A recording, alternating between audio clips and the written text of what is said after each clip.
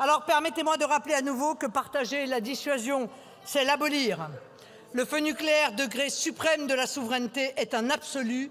Un absolu ne se relativise pas, sauf à ne plus exister.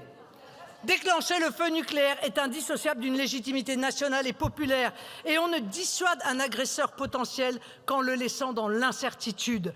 Incertitude du point de non-retour justifiant une première salve, du moment choisi pour la déclencher et des cibles choisies, mais surtout incertitude du contenu symbolique assigné aux intérêts vitaux.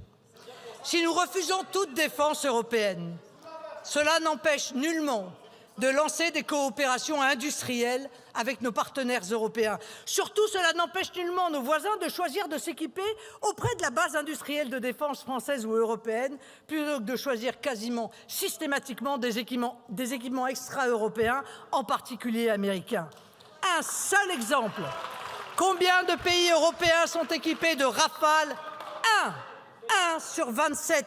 Et je ne parle pas du symbole que représente le saut périlleux arrière de la Grande-Bretagne quelques heures après les décisions communes avec Emmanuel Macron. Je ne peux que me réjouir que le concept de priorité européenne soit désormais normalisé, mais je ne vois pas en quoi nous avons besoin de passer par le filtre souvent détériorant de l'Union européenne pour le rendre opérationnel. Je rappelle ici à Mme von der Leyen que la politique de sécurité et de défense n'est pas une compétence de la Commission, mais celle des États. Et que nous ne sommes pas dupes du modus operandi constant suivi par la Commission de s'arroger à chaque crise et contre les traités de nouvelles compétences. La sécurité de l'Europe ne passera pas par une défense européenne, mais par le renforcement concerté des défenses de chacune des nations européennes. L'effort de défense doit également passer par un renforcement de notre base industrielle qui a besoin d'une énergie abondante et bon marché, de simplification réglementaire et d'accès solide au financement. La réalité économique nous contraint à souligner que, malgré les discours vaniteux, Emmanuel Macron et l'Union européenne portent une lourde responsabilité dans la crise profonde que vit notre industrie. L'épisode de l'usine d'obus Eurenco, dont l'agrandissement a été bloqué à cause d'un batracien, comme les ventes massives et irresponsables de nombreuses entreprises stratégiques au cours des 10 dernières années, illustrent tristement que l'économie de guerre du président Macron était bien un slogan et non une réalité de terrain.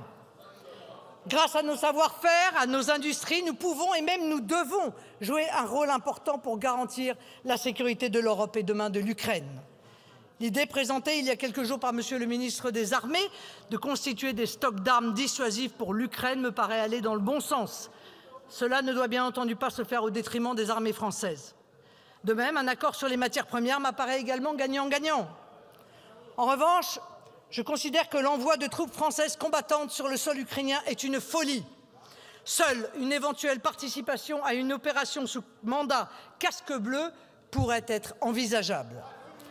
Enfin, pas de défense ni de sécurité. Et pour le sujet qui nous occupe aujourd'hui, pas de retour de la France dans le tour de table du dossier ukrainien sans une diplomatie forte, cohérente et guidée par la défense de l'intérêt national. Je ne suis pas convaincu que le retour de la France à sa juste place dans le concert des nations passe par des vidéos de divertissement par celui qui occupe le fauteuil qui fut celui de Talleyrand. En outre, l'actualité récente souligne que le caractère discret, voire secret de la diplomatie est manifestement une voie à privilégier, même si cette discrétion semble répugner à Emmanuel Macron. L'arrivée d'une nouvelle administration à la tête des États-Unis fait aujourd'hui couler beaucoup d'encre. Je veux redire à cette tribune que si nous sommes alliés des États-Unis, nos intérêts ne coïncident pas forcément. Pour éviter tout risque de vassalisation, il faut sans cesse garder comme ligne de conduite la défense de l'intérêt de la France et des Français.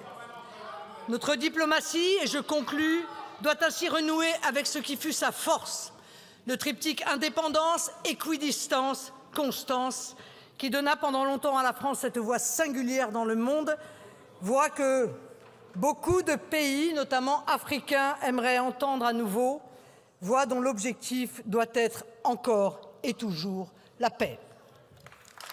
Je vous remercie.